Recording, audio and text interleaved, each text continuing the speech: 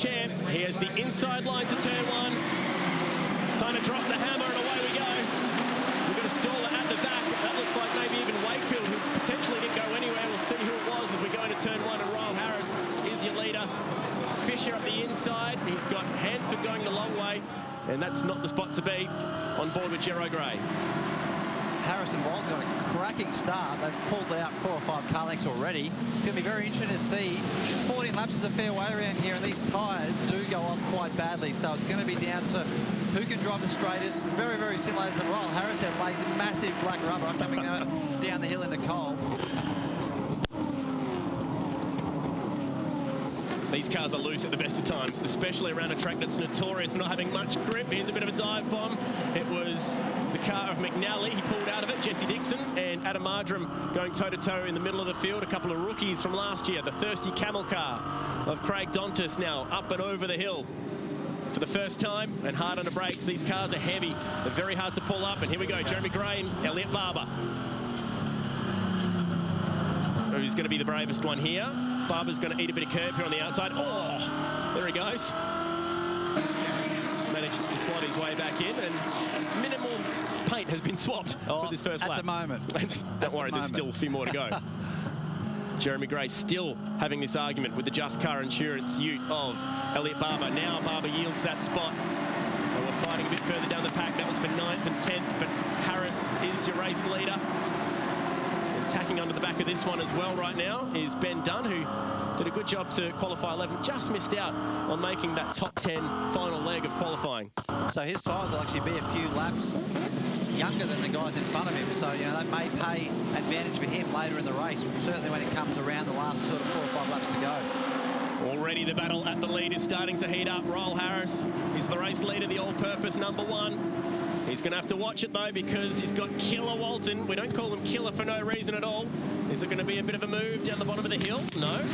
He's being a very reserved killer at the moment. He is calculating. Now, Fisher has actually gotten onto the back of these 2 guys quite fast. He was 4 or 5 behind, and Hansford doing the fastest lap of the race. That's Spud Wood getting pushed way out wide. He's going to go off the back of the curbs as everybody tries to find their own bit of real estate down at turn 1. Ben Dunn did a little bit of pushing there as he pushes Gero Gray around turn number 1. And they're tucked in behind Elliot Barber. That's from 9th and down from there.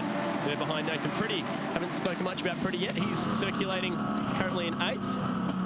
That's interesting because obviously the next race is drawn position where they invert a certain amount of cars. They don't know what's going to be inverted because it's a marble draw after the race. The winner does draw it after they win this race. So you can't just say we're going to invert the top 10 and when someone gets into 10th, just hang there. So they've actually got to go because it could be the top 8, could be the top 6, could be the top 15. So they've all got to race and, you know, make sure that they do a good job as Walton into the lead down at Cole. Yeah, that's the way you do it. Turn 6 and turn 7 are the good spots. Oh, Ryle Harris. That's a Valentino Rossi-esque move. As soon as you get past, pass him back straight again. And that's what he's managed to do at the bottom of the hill. And this is going to go on down to turn 1. Here we go. Now, while they're doing this, all the other guys are just line astern now behind them, catching up. So it's going to be very interesting to see what they do between now and the end of the race. It's a long way around there for the all-purpose pest control car, and he's going to have to slot back into second. Board with the thirsty camel car of Craig Dontis. Had such a good weekend at home in Adelaide. He actually is one of the organisers of the Clipsal 500 event, so there's no excuse for not performing on the streets of Adelaide in round number 1, but not quite having his own way here. He's back in 12th at the moment, and he's chasing around Ben Dunn. Hard on the brakes once again. These cars can handle the curbs a bit more. Now we're getting a bad sportsmanship flag at the moment. Wait to see if we can get a read on which number it is. Adam Mardram in the Auto 1 ute goes flying across the grass. He's got McLeod up the inside. Now these two actually bang panels together in Adelaide. Brand new ute this weekend for McLeod. Same to Harris actually. So plenty of new cars still coming into the category. Yeah, you can see there, if you get pushed wide coming onto the pit straight, you can go outside of that exit curve and rejoin back onto the track. They can only do that a couple of times before they start getting looked at and penalised. So we'll have to keep an eye on that. Replay of the start. Here we go. This is on board with Craig Dontis. And have a look how tight it is. Jeremy Gray in the IXL ute moves over to the right. Not a bad start for Dontis at all. He managed to gap them up the middle. Hard on the brakes down into turn 1. And there was relatively minimal paint swapping. Here we go, battles on. There's a Kiwi on the outside there. Sam Barry, we saw him racing at Pukekohe as well, and he's decided that he'll do a bit of a trans-Tasman tip, trip over, and this is going to be very brave stuff down the bottom of the hill. He's got Danny Bazadzik up the inside, and that looks like a Porsche GT3 graduate behind them, and Phil Woodbury. Phil Woodbury's got a bit of a battle ahead of him this year. As a slide out of turn 7's a big one for both Bazadzik and Barry. Barry's going to have to run back up the inside of turn 1. Someone's had a monster lockup down there this weekend.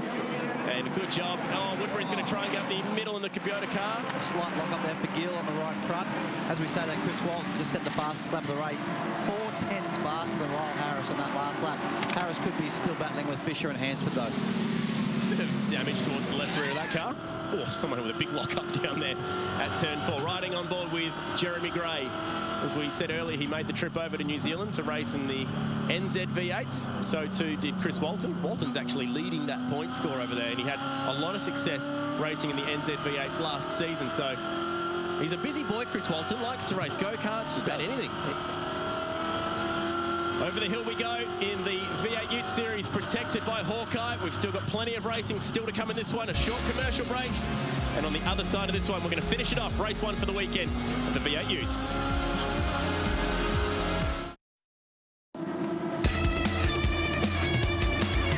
Chris Walton leading the first race of the weekend. Over the hill he goes, and he's ahead of the defending #1 champion. Oh, big damage. That's one of the local boys, Matty Nolan. I say local, he actually lives on the Gold Coast, but he works over here in WA, and he's going to get stuck, is he? That's the approach to turn 6 off the bottom of the hill. That is a bad spot to be stuck. That's a bad spot. That's definitely going to have a safety car come out because that's blind. It's just had a suspension failure. Oh. He's had an absolute suspension failure there. Look at that. He hasn't, unless he's had a touch early on in the race and done some damage. I know he's from the Gold Coast. That's the sort of stuff we're used to seeing on the Gold Coast, with suspension breakages a bit like that, with the big curbs, and that's going to leave him stranded in a pretty awful spot. Rick Gill, owner of Rick Gill Motorcycles here in WA. He's not a newbie, but he's had a few punts here around in the V8 Ute Series. Now, remember, we've got a car on the racing line on the outside here. We're still under green too. Hopefully they see him. Oh, and off goes George Miedeke. I think he may have made contact with Matty Nolan. That's a dangerous spot to make contact, and he's gone off backwards at the approach to turn 6. He's going to try and get this car moving again. What has happened here? Okay, here we go. Yokohama replay. Nolan stuck out the racing line. They're going to have to put a safety car out. This is so dangerous. Clips him, and that could have been so much worse. Hansford just got around him. There's big damage to the left-hand side of the IC car. Wow, that's surprising. I would have bet my bottom dollar that would have been a safety car for sure. That's a blind, fast right-hand corner coming over there. You actually can't see the exit curve until you're actually on it. And he was just past that exit curve. That could have been a horrendous accident. So we've got two fairly beaten-up Utes and a bit of circle work, bit of cutting up the grass. We've seen that with Utes before. He's smashed, absolutely. That right rear rim is smashed in half, and there's a fair bit of damage to those two cars. We're still green. If anything, more contact. We've got over turn 5, and Reece McNally's involved. Off he goes. Absolutely, and Nichols. Man, that was large. They made contact at a corner which is about 130 clicks through there. It's about a 4th gear turn. And Reece McNally, who was on the podium here last year as well, was involved in that. Wow, so he's gone spearing off at a pretty fast part of the racetrack. We're still green. It's turning into a bit of a demo derby out there. Race #1. We're used to carnage in the V8 Utes, but this is some crazy stuff. Adam Marjoram up the inside, late under brakes. Can he get that move stuck? He does. Here we go, replay. Now, what's happened here? Just hooked up on each other. No idea. Yeah, it looks like they've just left front onto right rear, and it's hooked up and busted the... We've seen a couple of suspension failures here now with a couple of cars, so... Man, that was a nasty shot, wasn't it? Just hooked up, open wheel style. McNally didn't even look like he started turning for that right-hander at the top of the hill, so you watch here. Riding on board Craig Dontis. Oh, see, maybe Nichols was a bit slow coming through there as well. Maybe McNally got onto the back of him a lot quicker than he thought he would, and in the end, the clean group car is stuck off the exit of turn 5. Meanwhile, Walton is still your race leader from Harris, Fisher, Hansford and Cedars. It's an all forward love-in at the moment. Top 5, all forwards. And finally, Kim Jane and Nathan Pretty raising the flag for the general. 1.8 seconds. So 2 seconds now. Chris Walton's pulled out. Yeah. Tyre conservation mode from here because absolutely. He's still got quite a few more race laps to do for the rest of the weekend, and as you can see, it's going to make it very hard as we get a massive slide coming off the last corner. Cedars driving defensively. Barber. Is it Barber? Yeah, it is Barber. Cedars will go up the inside here, and on the outside will be Jane. So these two guys battling right now have won the first race at this track for the last 2 years. Nathan Pretty's going to be a bit cagey here, winner of race 2 at this track last year. Can he get a bit of a run up through the S's? We've got 4 more laps to go. Pretty has been quick here, and he's very, very good at tyre conservation too. So, wouldn't be surprised if he can't get past Jane and possibly Cedars here by the end. He's all over the back of Jane at the moment, and knowing Nathan, he'll have a go down here at Cole. Oh, Nathan Pretty. He's trying. Desperate move. The CQ Group Commodore Ute is fighting to be the #1 Holden in the field at the moment. And he was pretty unlucky not to win the title last year. I feel like that qualifying effort here in Perth for, broke a motor and unfortunately went to the back of the field for the first race and cost him a huge hit in the points. Well, you can see at the moment, like the whole field gets qualifying points now too. So it is very, very important to get a good qualifying position. You can gain 2 or 3 points on someone in front of you on the championship. Makes a big difference at the end of the year. And we saw that, with how close it was last year with Nathan and Ryle. Also, Cedars was very much in that battle last year. That massive crash on the Gold Coast. You got penalised some championship points for that one as well. And that kind of put him out of the deal. Now, Rick Gill, the local boy, has been pinged for curb hopping. He's been given a pit lane drive through, and I like this one. The entire field has been given the bad sportsmanship flag. We're going to penalise everybody. It's like, come on, boys, use the black stuff, please. Yeah, it's for curb hopping at turn 7, I'd imagine. The exit curb out there. And great liberties have been taken with those exit curbs so far. The Super Shock absorbers have been given a bit of a run so far this weekend. On Wayne Wakefield's car there, you could just see that on the back left corner, or that little camera sticking up there. That was what was giving us some fantastic shots with some really close racing in the first opening couple of laps with Wayne now, side by side. Looking off the back of this car at Jesse Dixon, former successful driver in the Shannon Supercar Showdown a few years ago. There you go, Craig Dondas with 4 million sponsors on his car. Good on him. The mobile billboard, Craig Dondas. Jesse Dixon right up the back of him at the moment. Gets good under brakes into the last corner. Just losing a little bit off across the start line into turn 1. We've still got 2 laps to run, so he's got plenty of time.